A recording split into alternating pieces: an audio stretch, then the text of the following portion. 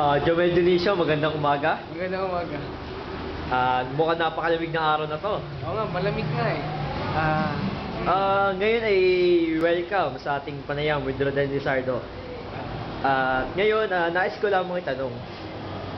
Anong nararamdaman mo na may nanliligaw ngayon kay Jo? Ano? Ayos lang kasi hindi naman talaga ako nanliligaw. Tsaka alam ko naman na hanggang kaibigan lang yung may tuturing niya sa akin. Tsaka tanggap ko na naman. Kasi ayun, as friends syempre, kung saan siya maligaya, di maligaya na lang din ako. Hindi na ako para kumantra pa o magselos, ayos lang. Tatanggapin ko na lang.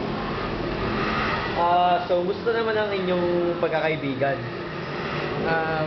Getting deeper na, pero siguro hindi ko na inaasahan na mas lalalim pa doon beyond friends. Hindi ko na inaasahan na lalabis pa doon. So siguro nga hanggang friends na lang talaga yun, or hanggang as magkapatid na lang yun. So ano naman ang inyong pinag-uusapan pag kayo nagkaka-chat or anytime na nagkakasalubong kayo? Nagkakamustahan lang kami kung yung mga ginawa namin, gano'n.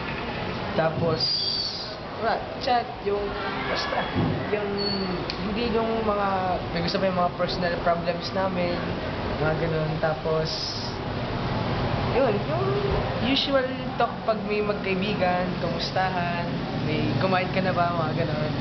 Yun. So you said na yung mga personal problems yung pinag-uusapan niyo. So ano ba yung personal problem niya na napag-usapan niyo na? Yung parang nahihirapan siya sa academics niya kasi hindi daw siya sanay na masyadong maraming ginagawa. Tapos ngayong high school lang daw siya naka-experience na puyat, laging puyat, gano'n. Tapos isa rin sa mga personal problems niya yung parang hindi siya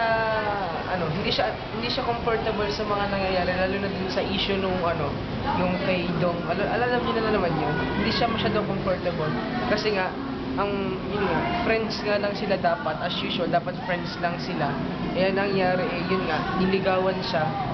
Yun, kaya medyo nahihirapan siya, pero sabi nga niya, buti na nga lang daw kasi I'm here.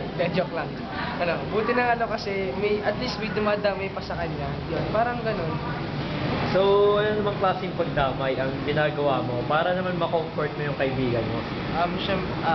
As a kuya, I give her advices na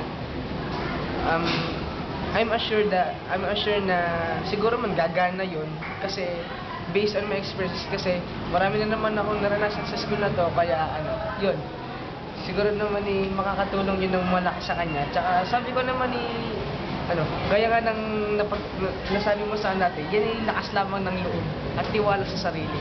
Kaya yun. Kaibigan, ipagpatuloy mo lamang yan dahil alam kong isang mabuting gawain ng pagtulong sa kapwa. Amen. Amen. Yeah. Salamat sa iyong pagbibigay ng oras sa panayam na ito. Maraming salamat. Pakita na ng handshake. Yeah.